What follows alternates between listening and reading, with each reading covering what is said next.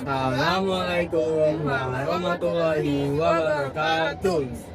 Kami dari kelompok 8 mengenai pandemi COVID-19 akan mempresentasikan hasil diskusi kami. Pandemi COVID-19 merupakan krisis kesehatan global yang dimulai pada akhir 2019 dan berlangsung hingga 2022. Pada Maret 2020, WHO menyatakan pandemi ini sebagai darurat kesehatan global. Pemerintah dan masyarakat internasional banyak negara memberlakukan lockdown dan pembatasan sosial untuk mengurangi penyebaran virus. Pandemi ini menyebabkan dampak ekonomi yang signifikan dengan jutaan orang kehilangan pekerjaan hingga November 2022. Kasus COVID-19 global mencapai 630 juta dengan kematian mencapai 6, juta jiwa. Lalu, vaksinasi menjadi solusi utama untuk mengendalikan pandemi, dan upaya vaksinasi massal dilakukan di seluruh dunia. Pandemi ini juga menyebabkan perubahan signifikan dalam perilaku sosial dan ekonomi, seperti kerja jarak jauh dan pendidikan online.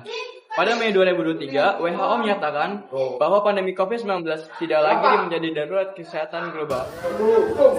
Apa yang terjadi? Fakta peristiwa yang terjadi adanya badan penyakit yang menular, yaitu COVID-19 yang menyebar ke seluruh dunia hingga menjadi pandemi. 2. Siapa yang terlibat? Seluruh masyarakat di dunia, tenaga kerja, pemerintah, dan WHO. 3. Kapan dan di mana peristiwa terjadi? Kasus pertama muncul di Wuhan, Tiongkok, pada Desember 2019, lalu menyebar cepat ke seluruh dunia, termasuk Indonesia. Mengapa terjadi penyebaran? Disebabkan oleh virus corona jenis baru yang menular cepat ke seluruh dunia melalui droplet, kontak langsung, dan 5. Dampaknya sosial, budaya, ekonomi, politik. 1. Sosial, pembatasan interaksi sekolah, pembatasan aktivitas masyarakat. 2. Budaya, perubahan kebiasaan hidup seperti wajib memakai masker, menjaga jarak, dan mencuci tangan. Ekonomi, banyak usaha tutup, meningkatnya pengangguran, ekonomi global menurun. Politik, pemerintah di berbagai negara mengeluarkan kebijakan darurat, vaksin massal, dan aturan ketat untuk menekankan penyebaran. Bagaimana peristiwa ini terkait dengan lokal, nasional, global? Lokal, masyarakat di suatu daerah terdampak, misalnya sekolah tertutup, kegiatan dibatasi. Nasional, pemerintahan membuat kebijakan, misalnya PDKM, program vaksin, dan bantuan sosial. Global, hampir semua negara mengalami pandemi. WHO menetapkan sebagai darurat kesehatan dunia dan muncul kerjasama internasional untuk penanggulangan serta distribusi vaksin.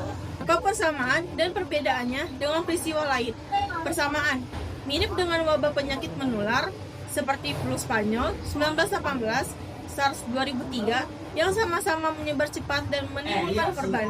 Perbedaan, COVID-19 lebih luas penyebarannya, aspek kehidupan ekonomi, pendidik, sosial, serta terjadi di era teknologi digital sehingga informasi dan penanganannya lebih cepat tersebar. Hubungkan dengan masa lampau, kini, dan masa depan. Masa lampau, manusia pernah menghadapi wabah besar, virus Spanyol, hingga ada pengalaman menghadapi pandemi. Masa kini, masyarakat belajar beradaptasi dengan protokol kesehatan, teknologi kesehatan, belajar serta jarak jauh. Masa kini, masyarakat belajar beradaptasi dengan protokol kesehatan, teknologi kesehatan, serta belajar jarak jauh. Masa depan, pandemi menjadi pelajaran penting agar dunia lebih siap menghadapi ancaman kesehatan global dengan sistem kesehatan yang lebih kuat, kesadaran hidup sehat, dan pemanfaatan teknologi. Kesimpulan, pandemi COVID-19 menunjukkan pentingnya kerjasama global dan kesadaran masyarakat untuk mencapai tujuan pembangunan berkelanjutan atau disingkat SDGs. Oleh karena itu, pemulihan pasca COVID-19 harus jalan dengan SDGs, yaitu pembangunan masyarakat yang lebih sehat, adil, tangguh, dan berkelanjutan untuk Indonesia.